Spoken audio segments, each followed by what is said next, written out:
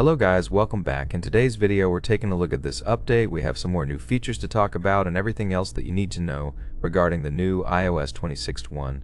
Today we're talking about the new iOS 26.1. We are very close to the final release of iOS 26.1. It's on its final stages. Apple has just released recently the fourth beta, this being the last beta of iOS 26.1.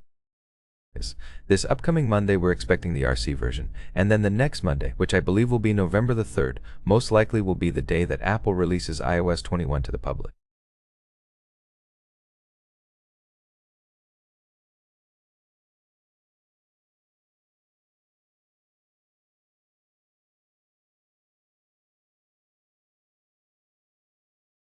Before we get into all that, I just want to ask you guys for a really quick favor. Most of you that watch my videos are still not subscribed to the channel, so if you enjoy the videos and you want to be updated with the latest news on iOS, make sure you hit that subscribe button. It really helps the channel a lot. First off, we're talking about more new features that we have been able to discover on the latest update of iOS 26.1. Starting with the iMessage app. Apple has done a few changes on iMessage with iOS 26.1, one of them actually being not that good. They have removed the backgrounds that you get on your conversations if you're on SMS or RCS, and people are not able to reset those wallpapers once they're removed.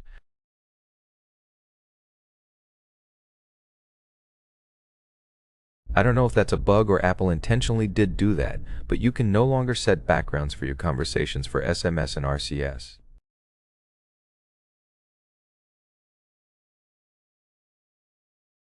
Here's another new feature that you need to know about.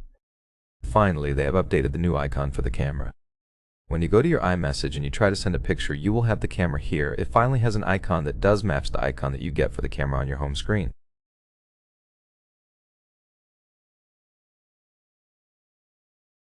Here's another change here on the Photos app. As you probably know by now, on the Photos app while viewing screenshots, now you will have them on full screen, so nothing down here and up here will cover the view of your screenshot. Another adjustment, another small change that they did here is that now when you view your screenshots, they actually have rounded corners matching the rounded corners of your iPhone. Even though while using the screenshots on other places, you will have the full picture with not rounded corners, but while viewing it on the Photos app, it does show rounded corners.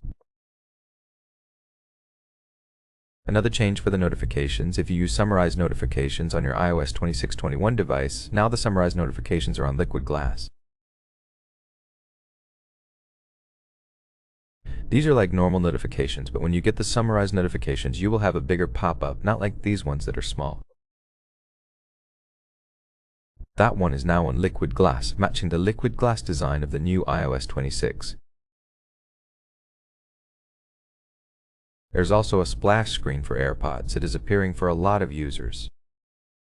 This actually appeared even before. It's now reappearing for a lot of users when updating to the latest beta of iOS 26.1, basically letting you know what's new with AirPods on iOS 26.1. We have live translations, charging reminders. This is probably the best new feature of the AirPods with iOS 26. It's super useful. Then you will have here the new charging status, the camera controls, and also pause media on sleep. All these are the newest features that Apple has actually added with iOS 26, not 26.1, but they're reappearing here as a splash screen on the latest beta of iOS 26.1.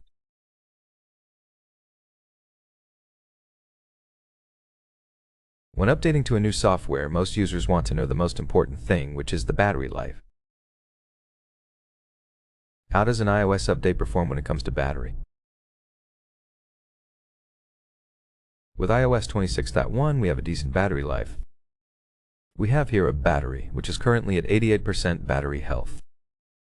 If we take a look here at the usage, it's actually decent, not the best ever, but it's very, very similar to iOS 26.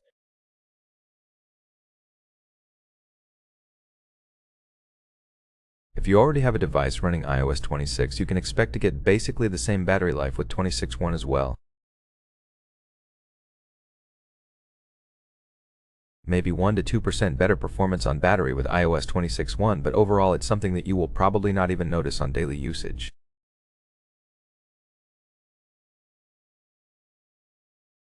Just expect to get the same battery life as you got on iOS 26. We have a few more days, like 10 days until the final release. Maybe Apple will actually do some adjustments and it improves the battery life a bit, but don't raise your hopes too high. It's probably not going to be that much of a difference that you can notice while using your iPhone on a daily basis.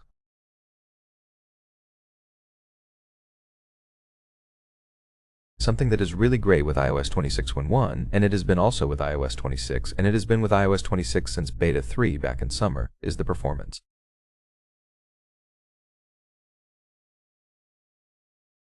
Software performs really good. With 26.1, not just in numbers, even on daily use, it is actually really good. I know there are complaints that there will be smaller bugs here and there, but overall, it's a great update.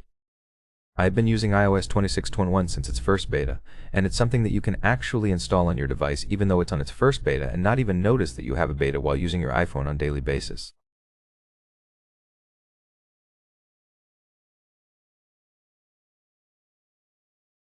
It is that good. The performance also shows here numbers. Here we have a test with Geekbench 6, and it shows the single-core score at 2,985. This is with the fourth beta of iOS 26.1, while the multi-core score is at 7,568. I even got a better score with the second beta, I believe, or third one. This fourth beta is just installed on the device. It's not even 48 hours since the install, so it will get better in the next few days. I've managed to get a score over 3,000 here with iOS 26.1 on the single-core score, and then on the multi-core score it was over 7,600.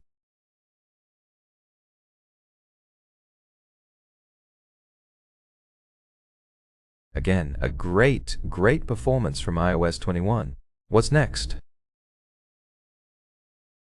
As I said at the beginning of the video, the 27th of October most likely will be the date that Apple releases the RC version, which is the last update sent to the devs and the public testers before the public release, which will be most likely November the 3rd.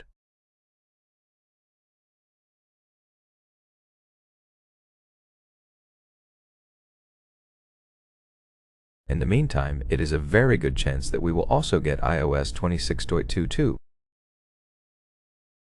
That actually has been spotted for weeks now. It has been being tested by Apple since like a couple of weeks. I don't know why they haven't released it. It's a very big chance that it might be released today or tomorrow. If it doesn't happen, then most likely they maybe just push it out of the way and just went straight to iOS 26.1. It was being tested by Apple. It has been spotted being tested, so you can expect that update to also come to your device very soon if maybe Apple has just decided to go with iOS 26.1 and not release that one.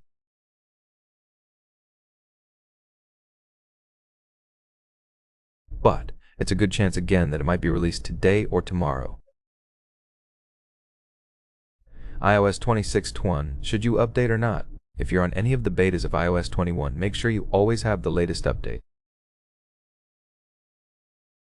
Once the RC is released on Monday, go ahead and update to that as well. That way you will have the final release a week before everyone else and you know that you have the final version of iOS 26.1.